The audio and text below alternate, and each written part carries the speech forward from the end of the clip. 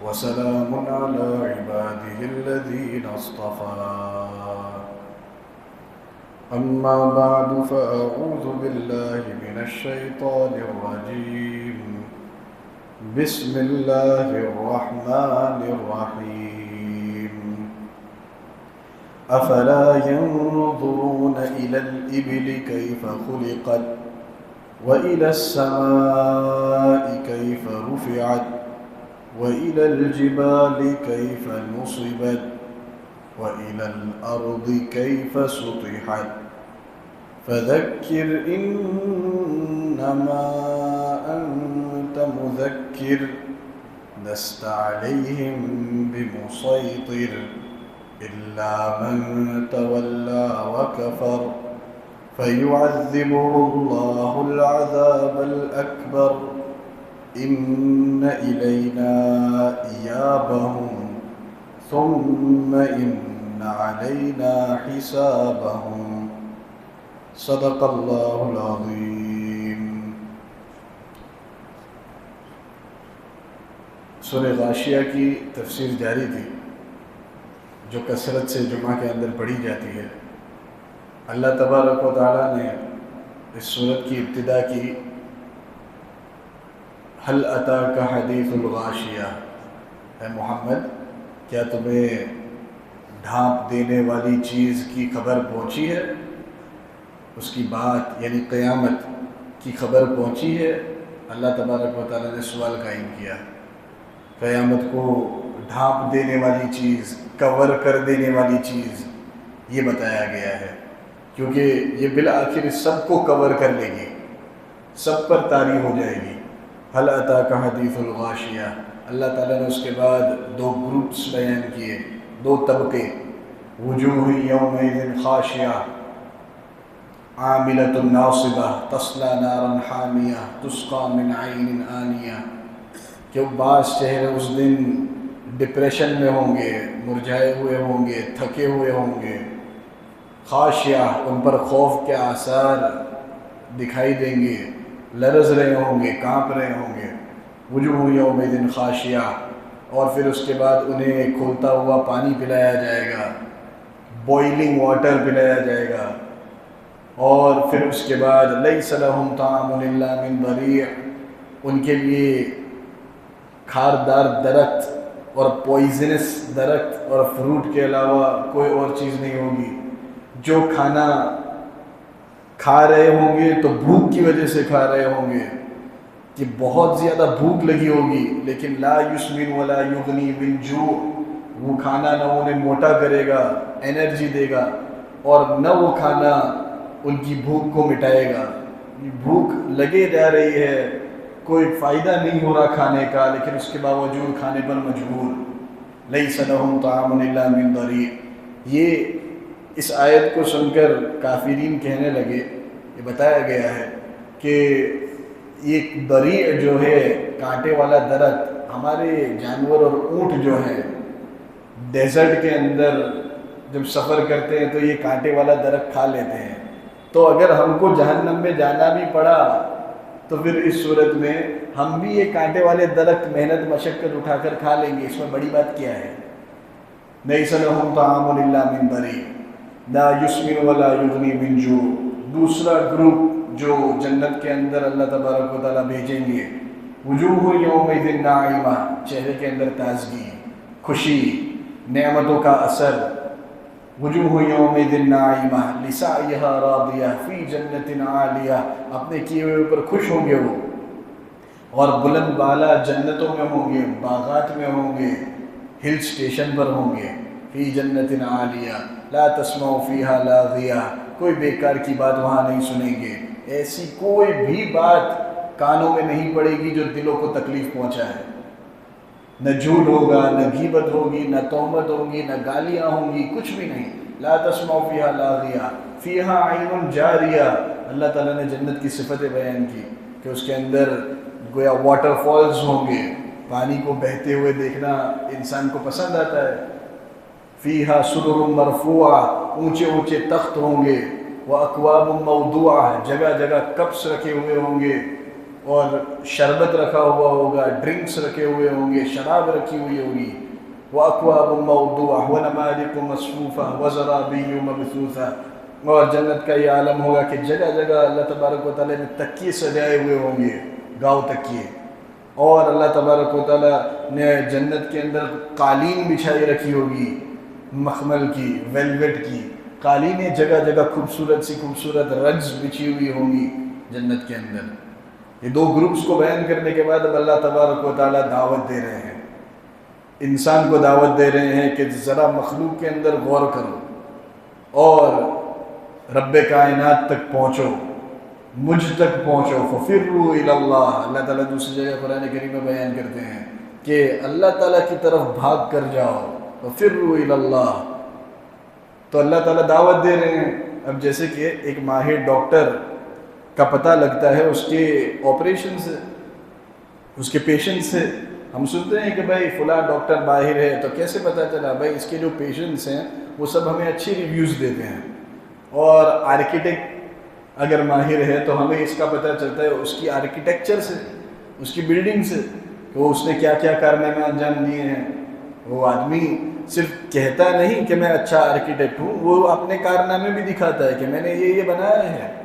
اور جس طرح مفتی صاحب اور اسکالر کا پتہ چلتا ہے ان کے شاگردوں سے کہ انہوں نے کس کس طرح کے شاگرد قائم کیے ہیں اور تیار کیے ہیں، اور انہوں نے کیسی کیسی لٹریچر تیار کی ہے، کیا کیا چیزیں انہوں نے تصنیف کی ہیں، کون سی بکس انہوں نے لکھی ہیں، ان کو پڑھ کر شاگردوں کو دیکھ کر اندازہ لگایا جا سکتا ہے کہ یہ مفتی صاحب کس درجے کے مفتی صاحب ہیں، یہ اسکالر۔ ویسے تو ہر اسکالر سراخوں پر، یہ بات یاد رکھو کہ عالم کی عزت کرنا ضروری ہے، اگر وہ عالم کیسا ہی ہو، عالم کیسا ہی ہو، عالم کی عزت ضروری ہے، اور اس کی غیبت کرنے کی ہرگز اجازت نہیں، اس کے برا بھلا کہنے کی ہرگز اجازت نہیں۔ وارث ہوتا ہے، جیسے کہ مولانا الیاس گمن صاحب کہتے ہیں کہ وارث جیسا بھی ہو، وارث تو عالم ہی ہے۔ گویا آپ صلی اللہ علیہ وسلم انبیاء کے وارث کہا گیا ہے علماء کو، العلماء ورثۃ الانبیاء، نبیوں کے وارث ہے علماء۔ تو اب اگر کوئی پہلوان کا لڑکا، جیسے کہ مولانا صاحب بیان کرتے ہیں، اگر وہ لنگڑا ہو تو اس کا مطلب یہ تھوڑی کہ اس کو وراثت نہیں ملے گی، وارث تو وہی ہے اگرچہ وہ لنگڑا ہو۔ اگر کسی پائلٹ کا بیٹا دیکھ نہیں سکتا تو اس کا مطلب یہ تھوڑی کہ وہ وارث نہیں، کیونکہ دیکھ نہیں سکتا، اور پائلٹ تو وہ ہوتا ہے جس کی آئی سائٹ بہت زیادہ شارپ ہو، نہیں، وارث تو وہی ہوگا۔ اسی طرح عالم ہوتا ہے، لیکن اس کے باوجود بھی کسی کے علم کا اندازہ اس کے شاگردوں سے لگایا جاتا ہے، اس کی تصنیف سے لگایا جاتا ہے، جو کارنامے انہوں نے انجام دیے ہیں۔ اللہ تبارک و تعالیٰ اسی بات کی دعوت دے رہے ہیں کہ تم پہچاننا چاہتے ہو مجھے تو ذرا دیکھو ان مخلوق کو جو میں نے پیدا کی ہے، تمہارے سامنے ہیں۔ خاص طور پر اللہ تعالیٰ نے سب سے پہلے اونٹ کا تذکرہ کیا کہ اونٹ کو دیکھو، افلا ينظرون الى الابل كيف خلقت، بھلا کیا یہ دیکھتے نہیں اونٹ کی طرف کہ کیسا بنایا گیا ہے؟ کیونکہ اونٹ عرب کے اندر سب سے زیادہ رائج تھے، وہ اسے استعمال کرتے تھے، سفر کے موقع پر بھی بہت زیادہ اس سے کام لیتے تھے، اس لیے اونٹ کا تذکرہ کیا گیا۔ اب سب سے پہلے قرآن بھی تو انہی پر اتر رہا ہے نا، پھر ان کے واسطے سے پوری دنیا میں جا کر پھیلے گا، تو اللہ تبارک و تعالیٰ نے یہ طریقہ اختیار کیا۔ افلا ينظرون الى الابل كيف خلقت، تذکرہ اونٹ کا کس نے کیا تھا؟ انہوں نے تو کیا تھا، جیسے کہ بیان کیا گیا۔ کافروں نے بطور طنز کے، طعنے کے کیا کہا تھا کہ یہ تو ہمارے اونٹ بھی درخت کا پھل کھا لیں گے، چبا لیں گے، چبا لیتے ہیں تو جہنم کے اندر اگر ہمارا جانا ہوا ہم بھی کھا لیں گے۔ اونٹ کا تذکرہ انہوں نے کیا تو اللہ تبارک و تعالیٰ اونٹ ہی کے ذریعے ان کو متنبع کر رہے ہیں کہ اونٹ کو ذرا دیکھو اس کو کیسا بنایا گیا ہے۔ یہ بڑا وفادار جانور ہوتا ہے کہ ایک چھوٹا سا بچہ بھی اس کی نکیل کھینچ کر اسے جہاں چاہے وہاں لے جا سکتا ہے، وہ سرکشی نہیں کرتا۔ اس کے مقابلے میں ہاتھی کے اندر بڑا تکبر ہوتا ہے، ذرا بھی اس کی طبیعت اور مزاج کے مطابق کوئی چیز نہ ہوئی تو وہ بڑے غصہ ہو جائے گا، وہ تکبر کی علامت ہے، اس کے اندر تکبر ہوتا ہے۔ اونٹ اس کے مقابلے میں متواضع جانور ہے، تو اس کی اونٹ کی نکیل کو کھینچ کر ایک چھوٹا سا بچہ بھی یہاں سے وہاں اس کو لے جا سکتا ہے۔ کہا جاتا ہے کہ اگر کسی چٹان پر اس کو بیٹھنے کو کہا جائے سخت گرمی کے اندر تو وہ گرمی کے باوجود بھی اس پر بیٹھ جاتا ہے، اسے اٹھنے کو کہا جائے تو اٹھ کر چلنے لگتا ہے، بڑا وفادار جانور۔ تو اس سے اللہ تبارک و تعالیٰ تواضع سکھا رہے ہیں کہ اس کو دیکھو، ایک اشارے پر اٹھتا ہے، ایک اشارے پر بیٹھتا ہے، تمہاری حالت دیکھو کہ تمہیں کہا جا رہا ہے، دلائل سے سمجھایا جا رہا ہے، اس کے باوجود بھی تم اسلام کی طرف نہیں آتے، ان پاکیزہ تعلیمات کی طرف توجہ نہیں دیتے۔ یہ صابر جانور ہے، بڑا صبر کرتا ہے کہ بہت سے دن گزر جاتے ہیں اور اس کو پیاس کا تقاضا نہیں ہوتا، یا ہوتا ہے تو اس کے باڈی کے اندر اللہ تبارک و تعالیٰ نے ایک ٹینک بنایا ہے، جب یہ کئی جگہ پانی پیتا ہے تو پیتا ہی جاتا ہے، پیتا ہی جاتا ہے، ایسا محسوس ہونے لگتا ہے کہ وہ پورا تالاب پی جائے گا۔ باڈی کے اندر اللہ تبارک و تعالیٰ نے ایک ٹینک رکھا ہے، جب جب بھی اس کو ضرورت پیش آتی ہے تو اس ٹینک سے وہ اپنی ضرورت کو پورا کر لیتا ہے، جو ان بلٹ ہے اس کے اندر اللہ تعالیٰ نے بلڈ کر دیا ہے۔ اور کھانے کے اندر بھی یہ کھاردار درخت بھی کھا سکتا ہے، اس کی لپس کو، ہونٹوں کو اللہ تبارک و تعالیٰ نے ایسا بنایا ہے، دانت تھوڑے اندر ہوتے ہیں اور لپس کو ایسا بنایا ہے کہ وہ کڑوا درخت بھی کھا لیتا ہے، کانٹے دار بھی درخت کھا لیتا ہے، کچھ بھی لو وہ گزارا کر لے گا، بوجھ بہت زیادہ اٹھا سکتا ہے۔ اس کی جو لمبی گردن اللہ تبارک و تعالیٰ نے بنائی ہے، یہ سامان کو اور بوجھ کو بیلنس کرنے کے لیے بنائی گئی ہے کہ اس کے ذریعے وہ سامان کو اور بوجھ کو بیلنس کرتا ہے۔ زیادہ سے زیادہ 10 سے 12 ٹن ایک اکیلا اونٹ اٹھا سکتا ہے۔ اندازہ لگاؤ، اس کو سفینۃ البر کہا گیا ہے۔ عرب حضرات اس کو گویا خشکی کی کشتی کہتے تھے کہ 50 60 70 کی تعداد میں اونٹوں کو لے کر جا رہے ہیں اور قطار کے اندر سفر ہو رہا ہے، ایک ایک اونٹ 10-12 ٹن اٹھا سکتا ہے، تو اندازہ لگاؤ کہ کتنا زیادہ سامان منتقل ہو رہا ہے ایک جگہ سے دوسری جگہ۔ اس کی ٹانگیں اللہ تبارک و تعالیٰ نے لمبی بنائی ہیں کہ 800 900 میل کے صحرا اور ڈیزرٹ کو بھی وہ بڑی آسانی سے طے کر لیتا ہے، کہ جہاں پر جیپس اور جو 4 ویلر ہیں وہ بھی عاجز آ جاتی ہیں، ایسے ایسے مقام پر یہ اونٹ پہنچ جاتا ہے۔ اور بڑا مینٹیننس کے اعتبار سے بھی اللہ تبارک و تعالیٰ نے اس کے اندر بڑی سہولت رکھی ہے۔ آئی لیڈز کے اوپر پروٹیکشن رکھا ہے، اس کی آئی لیڈز جو ہوتی ہیں، آئی لیشز جو ہوتی ہیں، اولاً تو یہ بہت زیادہ لمبی ہوتی ہیں، جو پلکیں یہ بہت لمبی ہوتی ہیں، جس کی وجہ سے گرد و غبار آسانی سے آنکھ میں داخل نہیں ہو سکتا۔ ناک کے پاس بھی اس کی کثرت سے بال ہوتے ہیں، تو سانس لینے کے اندر، سینڈ سٹورم کے اندر اس کو تکلیف پیش نہ آئے سانس لینے میں۔ اور آئی لیڈ کے اوپر ایک اور آئی لیڈ ہے جس کو ایک وائپر کی طرح کہا جا سکتا ہے، وہ اس کو ڈھانک لیتا ہے، جس کی وجہ سے اس کے اندر، آنکھوں کے اندر ریت وغیرہ نہیں گھس پاتی۔ اللہ تبارک و تعالیٰ نے دیکھو تو صحیح یہ کیسا زبردست جانور قائم کیا ہے، زبردست جانور بنایا ہے کہ ایک جانور کے اندر ہی غور کرنے سے اللہ تبارک و تعالیٰ کی قدرت کا اندازہ ہو جاتا ہے۔ اللہ اکبر۔ افلا ينظرون الى الابل كيف خلقت، اس جانور کے اندر دودھ کے بھی چشمے موجود ہیں۔ اونٹنی جو ہوتی ہے وہ دودھ فراہم کرتی ہے، اس کے دودھ سے فائدہ اٹھایا جا سکتا ہے، اور اس کی جو چمڑی ہے اس کے باقاعدہ کوٹ وغیرہ بنائے جا سکتے ہیں، بنائے جاتے ہیں، اور اس کے گوشت کو بھی کھانے کے طور پر استعمال کیا جا سکتا ہے، کھانا بھی بڑا لذیذ ہوتا ہے۔ یہ اونٹ کے اندر ہی اللہ تبارک و تعالیٰ کی قدرت کا کرشمہ موجود ہے، ایک اونٹ کے اندر۔ افلا ينظرون الى الابل كيف خلقت، تو اس کو حمولہ، اکولہ، حلوبہ، رکوبہ سب کہا گیا۔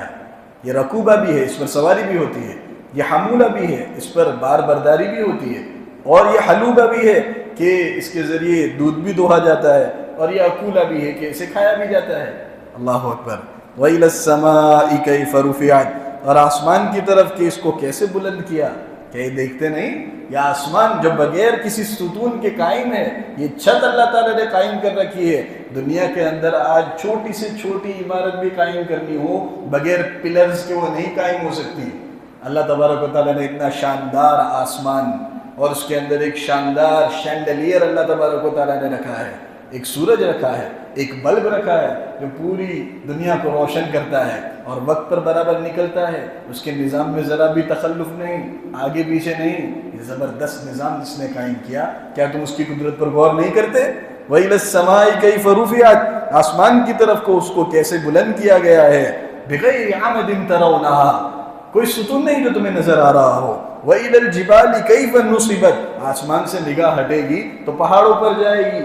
یہ عظیم الشان مخلوق اللہ تبارک و تعالیٰ نے پیدا کی. یہ بڑے بڑے پہاڑ کہ ان کو آسانی سے کوئی بھی منتقل نہیں کر سکتا، یہاں وہاں نہیں کر سکتا.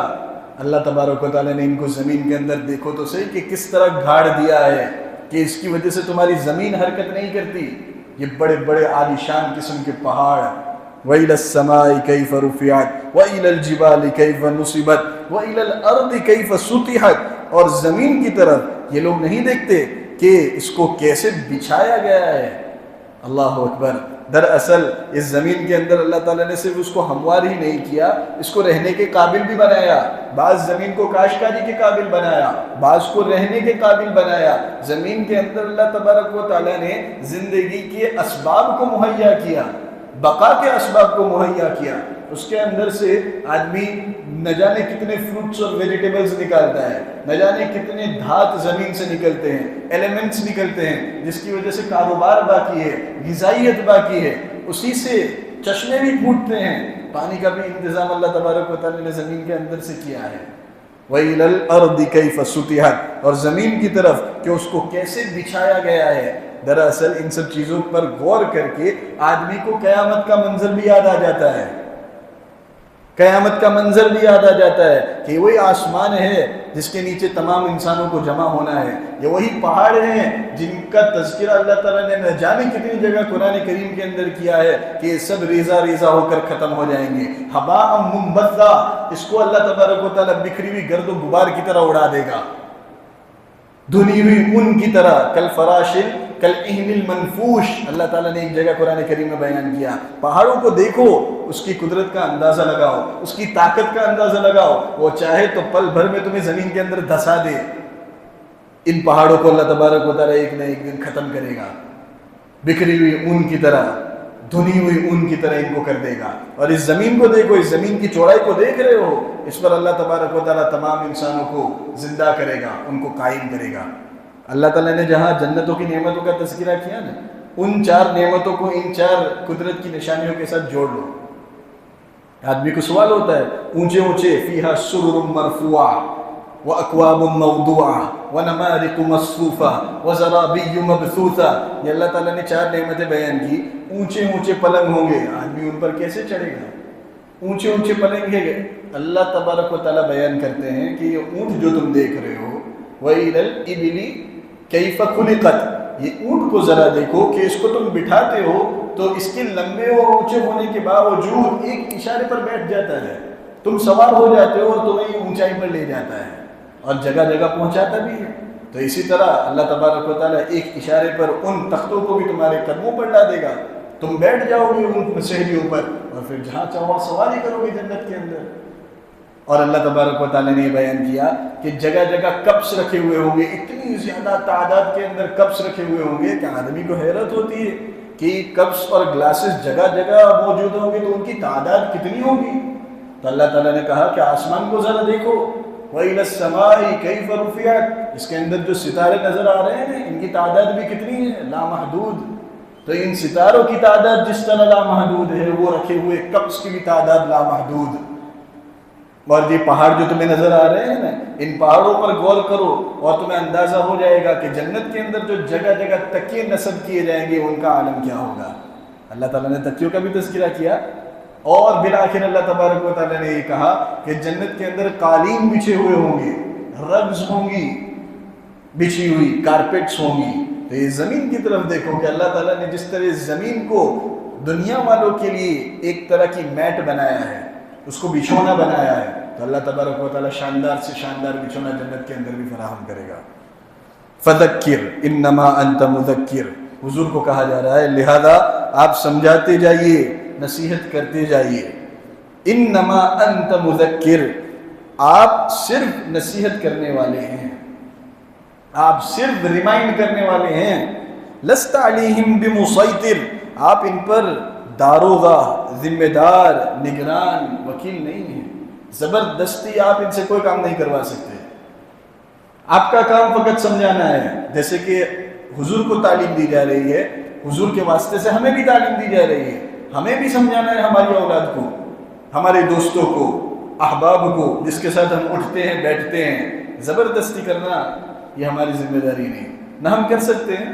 دلوں کے احوال اللہ تبارک و تعالیٰ کے قبضے میں ہے، ہم سمجھانا جاری رکھیں، اولاد کو، دوستوں کو، ہمارے ساتھیوں کو سمجھاتے رہیں، خیر کی دعوت دیتے رہیں، برائی سے روکتے رہیں، بالآخر اللہ تبارک و تعالیٰ اس کوشش کے نتیجے میں نواز دے گا، ان کے دلوں کو کھول دے گا۔ انما انت مذکر لست علیہم بمسیطر الا من تولی وکفر، ہاں مگر جس نے منہ موڑا اور انکار کیا، فیعذبہ اللہ العذاب الاکبر، تو اللہ بھی اس کو عذاب دیں گے، بڑا عذاب، اللہ اس کو بڑا عذاب دیں گے۔ اللہ ہماری حفاظت فرمائے۔ تو سمجھانے کے باوجود جو نہ مانے، سنیما کی طرف اور موویز کی طرف تو آدمی کے قدم لپک لپک کر بڑی آسانی کے ساتھ وہاں جاتے ہیں، مسجد میں آنے کی باری آتی ہے تو بڑے بوجھل قدم ہو جاتے ہیں، اور 10 مرتبہ آدمی سوچتا ہے کہ میں کہاں جا رہا ہوں، میرا ٹائم برباد ہو رہا ہے۔ وہ زبان سے کہتا نہیں ہے لیکن اس کے ذہن میں دوسرے کام فوراً نکل آتے ہیں۔ مسجد میں آنے کی باری ہوتی ہے تو ہمیں خوشخبری لینی چاہیے اور اللہ تبارک و تعالیٰ سے امید رکھنی چاہیے کہ انشاءاللہ اللہ تبارک و تعالیٰ ہمارا ٹھکانہ جنت میں فرمائے گا، کیونکہ ہم جو بیٹھے ہیں یہاں پر، یہ قدم گویا اللہ تبارک و تعالیٰ نے یہاں پر تمہارے اٹھائے ہیں، یہ اٹھتے نہیں اٹھائے جاتے ہیں۔ اللہ تبارک و تعالیٰ نے یہاں پر بلایا ہے، یہ اس کی توفیق ہے، محض اللہ تبارک و تعالیٰ کی توفیق سے ہم یہاں پر بیٹھے اور اس کی باتیں سن رہے ہیں، اللہ تبارک و تعالیٰ کا کلام سن رہے ہیں۔ ان الینا ایابہم، اور جو لوگ منہ موڑتے ہیں، نصیحت کے باوجود نصیحت کو قبول نہیں کرتے، اپنی دنیا میں اور اپنی پیسے کمانے کے اندر مست و مگن ہیں، ان الینا ایابہم، بے شک ہمارے پاس ان کو پھر آنا ہے، ثم ان علینا حسابہم، پھر ہمارے ہی ذمے ان کا حساب لینا ہے، برابر حساب لیں گے۔ اللہ تبارک و تعالیٰ ان کو ڈرا رہے ہیں، دھمکا رہے ہیں، بلفاظ دیگر یوں کہہ رہے ہیں کہ ان کا کھیل ختم۔ ان کو اللہ تبارک و تعالیٰ کہہ رہے ہیں کہ ایسے لوگوں کے لیے پھر میں نے خاص عذاب تیار کر رکھا ہے۔ اسی عذاب اکبر کو اللہ تبارک و تعالیٰ نے اس سے پہلے والی صورت کے اندر بھی بیان کیا تھا، نار الکبریٰ، بڑی آگ ہے وہ عذاب اکبر۔ اللہ تبارک و تعالیٰ ہماری حفاظت فرمائے۔ کثرت سے دعا مانگنی چاہیے اللہ تعالیٰ سے، اللہم حاسبنی حسابا یسیرا، اللہم حاسبنی حسابا یسیرا، رب کریم ہمارا حساب آسان کر دے، ہمارا حساب کتاب بالکل آسان کر دے اور جنت کے اندر دخول اولین نصیب فرما۔ اللہ تبارک و تعالیٰ کہیں بھی باتوں پر عمل کرنے کی توفیق نصیب فرمائے۔ بسم اللہ الرحمن الرحیم، الحمدللہ رب العالمین، والصلاة والسلام على سید الانبیاء والمرسلین وعلى آلہ وصحبہ اجمعین۔ ربنا تقبل منا انك انت السمیع العلیم وتب علينا یا مولانا انك انت التواب الرحیم۔ سبحان ربک رب العزة عما یصفون وسلام علی المرسلین۔